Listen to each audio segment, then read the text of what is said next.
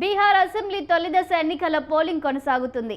18 జిల్లాల్లోని 121 అసెంబ్లీ స్థానాలకు పోలింగ్ కొనసాగుతుంది. సాయంత్రం 6 గంటల వరకు పోలింగ్ కొనసాగనుంది. 56 కేంద్రాల్లో సాయంత్రం 5 గంటల వరకు పోలింగ్ కొనసాగనుంది. మొత్తం 3.75 కోట్ల మంది ఓటర్లు 1314 మంది అభ్యర్థుల భవితవ్యాన్ని నిర్ణయించనున్నారు. 45,341 పోలింగ్ స్టేషన్లు ఏర్పాటు చేయగా వీటిలో అత్యధికం గ్రామీణ ప్రాంతాల్లోనే ఉన్నట్లు ఎన్నికల సంఘం వెల్లడించింది. తొలి దశలో మొత్తం 10.72 లక్షల మంది కొత్త ఓటర్లు ఉన్నారు.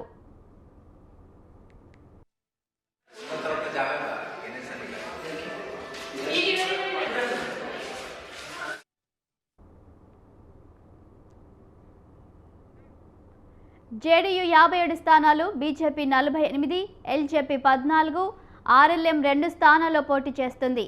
ఆర్జేడీ 73, కాంగ్రెస్ 24, సిపిఐ ఎంఎల్ 14 చోట్ల పోటీకి నిలిచింది. ప్రశాంత్ కిషోర్ సారథ్యంలోని జన్సురాజ్ పార్టీ నుంచి 119 మంది పోటీ చేస్తున్నారు. తొలి విడతలో తేజస్వితో పాటు బీజేపీ నేత సామ్రాట్ చౌదరి, 2 డిప్యూటీ సీఎంలు, 14 మంది మంత్రులు పరీక్షను ఎదుర్కొంటున్నారు.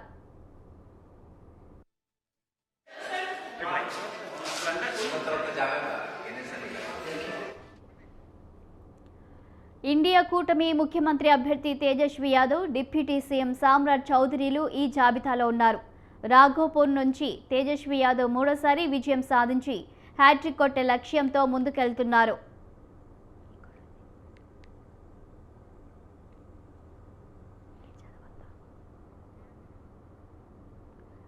ఇక దీనిపై మరింత సమాచారం మా కరెస్పాండెంట్ సవిన్ అందిస్తారు.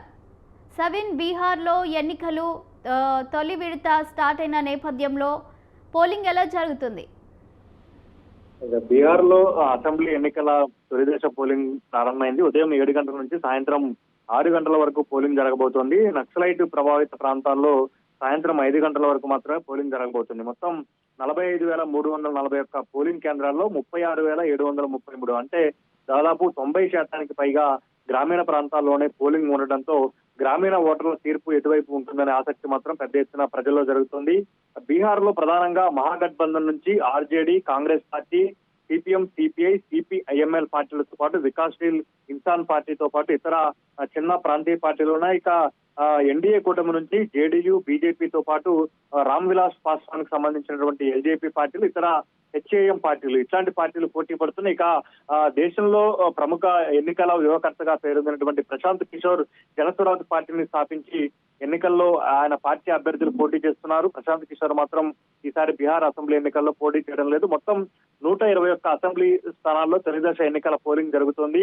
మొత్తం 1,314 మంది అభ్యర్థులు బరిలో నిలిచారు. మొత్తం ఈ 121 అసెంబ్లీ స్థానాల్లో జనాభా మొత్తం 6.60 కోట్లు కాగా ఈసారి మాత్రం 3.57 కోట్ల ఓటర్లు తమ ఓటు హక్కు వినియోగించుకోబోతున్నారు. ఇక కొత్త ఓటర్లు మాత్రం 10.72 లక్షల మంది ఉన్నారు. ఇక తొలిసారిగా ఓటు హక్కు వచ్చినటువంటి ఓటర్లు 7.38 లక్షల మంది ఉన్నారు. అయితే తొలి దశ బరిలో కీలక నేతలు ఉండటంతో తొలి దశలో పోలింగ్ జరుగుతున్నటువంటి ప్రాంతాల్లో ఓటర్ల మొగ్గు ఎటువైపు ఉంటుందనే చర్చ పెద్ద ఎత్తున రాజకీయ వర్గాల్లో నడుస్తోంది. మరోవైపు ఎగ్జిట్ పోల్స్ కావచ్చు, ఇతర రాష్ట్రాల్లో ఉన్నటువంటి రాజకీయ పార్టీలు, రాజకీయ నేతలు కూడా ఆసక్తిగా ఎదురు చూస్తున్న పరిస్థితి మనకు కనపడుతోంది. ప్రస్తుతం బీహార్ ప్రధాన ప్రతిపక్ష నేత ఆర్జేడీ యువనేతగా ఉన్నటువంటి మహాగఠబంధన్ సీఎం అభ్యర్థిగా ప్రకటించినటువంటి తేజస్వి యాదవ్ రాఘోపూర్ నుంచి మూడోసారి పోటీ చేస్తున్నారు. ఇప్పటికే 2 సార్లు రాఘోపూర్ నుంచి తేజస్వి యాదవ్ గెలుపొందారు. ఇక డిప్యూటీ సీఎంలు ఎన్డీఏ కూటమిలో డిప్యూటీ సీఎంలుగా కొనసాగుతున్నటువంటి సామ్రాట్ చౌదరి తారాపూర్ లో పోటీ చేస్తుండగా విజయ్ కుమార్ సిన్హా లక్కీ సారాయ్ నుంచి బరిలో నిలిచారు. ఇక బీహార్ కేబినెట్ అంటే నితీష్ కుమార్ కేబినెట్ లో మంత్రులుగా ఉన్నటువంటి 14 మంది తొలి దశ బరిలో నిలిచారు. వీరిలో మంగళ్ దేశ్ పాండే శివన్ నుంచి, నితిన్ నవీన్ బంకీపూర్ నుంచి పోటీ చేస్తుండగా సంజయ్ సరోగి దర్భంగా నుంచి పోటీ చేస్తున్నారు. దినేష్ కుమార్ జాల నుంచి పోటీ చేస్తుండగా కేదార్ ప్రసాద్ గుప్తా కురహని నుంచి బరిలో నిలిచారు. శ్రవణ్ కుమార్ నలంద అసెంబ్లీ స్థానం నుంచి బరిలో నిలిచారు. ఇక విజయ్ కుమార్ చౌదరి సరామ్ రంజన్ అసెంబ్లీ స్థానం నుంచి పోటీలో ఉన్నారు. ఇక బీహార్ మాజీ సీఎం లాలూ ప్రసాద్ యాదవ్, ఆర్జేడీ అధినేతగా ఉన్నటువంటి లాలూ ప్రసాద్ యాదవ్ పెద్ద కుమారుడు తేజ్ ప్రతాప్ యాదవ్ ను ఆర్జేడీ నుంచి బహిష్కరణ చేశారు. ముఖ్యంగా తేజ్ ప్రతాప్ యాదవ్ పై ఆరోపణలు రావడంతో ఆర్జేడీ నుంచి బహిష్కరణ వేటు వేయడంతో ఆయన జనశక్తి జనతాదళ పార్టీ నుంచి పార్టీ స్థాపించారు. ఆ పార్టీ నుంచి మహువా అసెంబ్లీ స్థానం నుంచి పోటీ చేస్తున్నారు. ఈ స్థానంలో తేజ్ ప్రతాప్ యాదవ్ పోటీ చేయడంతో ఆ పోటీ ఉత్కంఠగా మారిందని చెప్పుకోవచ్చు. ఆసక్తికరంగా మారింది. మహువా నుంచి పోటీ చేస్తున్నటువంటి తేజ్ ప్రతాప్ యాదవ్ గెలుస్తారా లేదా అనే చర్చ కూడా పెద్ద ఎత్తున రాజకీయ వర్గాల్లో నడుస్తుంది. మరోవైపు జానపద గాయని 25 ఏళ్ళు ఉన్నటువంటి జానపద గాయని మైథిలి ఠాకూర్ ను బీజేపీ బరిలో నింపింది. అలీగంజ్ నుంచి బీజేపీ అభ్యర్థిగా మైథిలి ఠాకూర్ పోటీ చేస్తున్నారు. ఆమె విజయంపై కూడా ఉత్కంఠగా రాజకీయ వర్గాల్లో చర్చ నడుస్తోంది. ఇక భోజ్పురి సూపర్ స్టార్స్ కూడా ఈసారి బరిలో నిలవడంతో బీహార్ అసెంబ్లీ ఎన్నికలు రసవత్తరంగా జరిగే అవకాశం మాత్రం మనకు కనబడుతోంది. కేసరీలాల్ యాదవ్ ఆర్జేడీ నుంచి చాప్రా బరిలోనిచ్చారు. ఇక రితేష్ పాండే స్వరాజ్ పార్టీ అభ్యర్థిగా కార్లహార్ నుంచి పోటీ చేస్తున్న పరిస్థితి మనకు కనబడుతుంది. మొత్తానికైతే బీహార్ అసెంబ్లీ ఎన్నికల తొలి దశ పోలింగ్ ఈ రోజు ఉదయం 7 గంటల నుంచి సాయంత్రం 6 గంటల వరకు జరగబోతోంది. ముఖ్యంగా బీహార్ అసెంబ్లీ ఎన్నికలు ఇప్పటికే దాదాపు 20 ఏళ్లుగా అక్కడ ఆర్జేడీ అధికారాన్ని కోల్పోయింది. కానీ మధ్యలో నితీష్ కుమార్ కూటమిలో మార్చడంతో అటు ఎన్డీఏ కూటమిలో కొన్ని రోజులు ఉండటం, ఇటువైపు వచ్చి ఇండియా కూటమిలో కొద్ది రోజులు ఉండటంతో అధికార మార్పిడి అనేది జరిగింది. 2020లో జరిగిన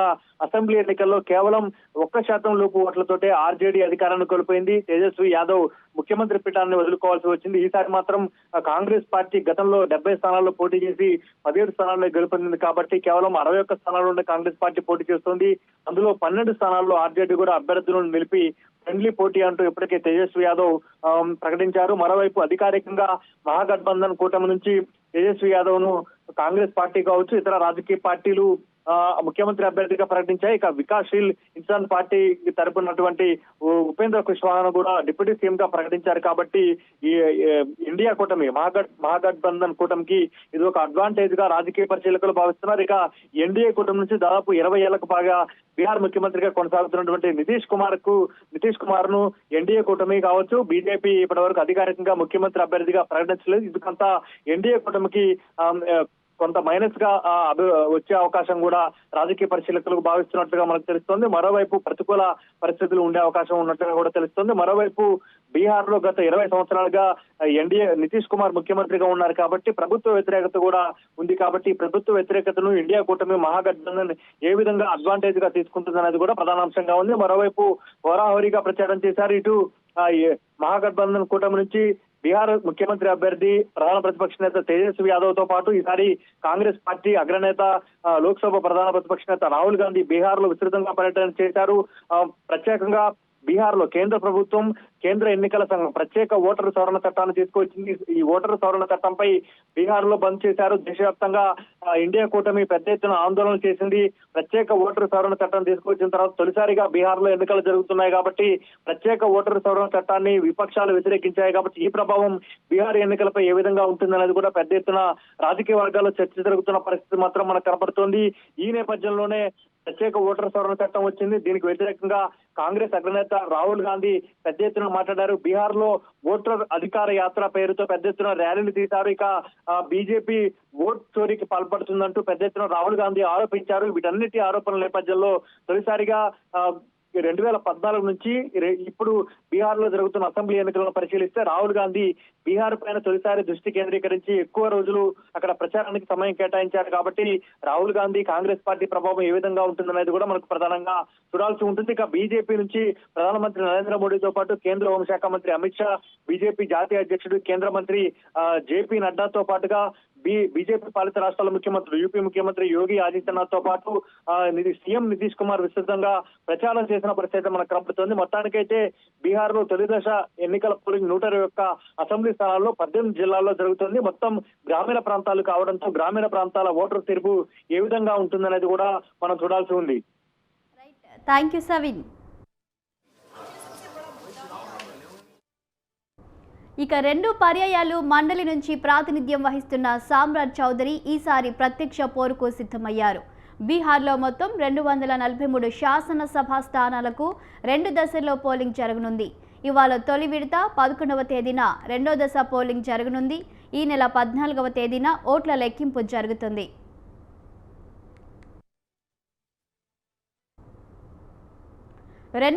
ఎన్నికల్లో ఎన్డీఏ 70 సీట్లను గెలుచుకుంది. అప్పటితో పోలిస్తే తాము 17 నుంచి 19 సీట్లు అదనంగా ఈసారి గెలుస్తామని ఎన్డీఏ చెబుతుంది. మహాగఠబంధన్కు 2020తో పోలిస్తే 19 నుంచి 21 సీట్లు తగ్గుతాయని అంటుంది. గత ఎన్నికల్లోనూ ఈ ప్రాంతాల్లో ఎన్డీఏ ఆధిపత్యం చెలాయించింది. అయితే ఈసారి తామే ఆధిపత్యం సాధిస్తామని ఆర్జేడీ కూటమి ధీమా వ్యక్తం చేస్తుంది. మధ్యలో జన్సురాజ్ పార్టీ అధినేత ప్రశాంత్ కిషోర్ ఎవరి ఓట్లను చీల్చుతారనేది ఆసక్తికరంగా మారింది.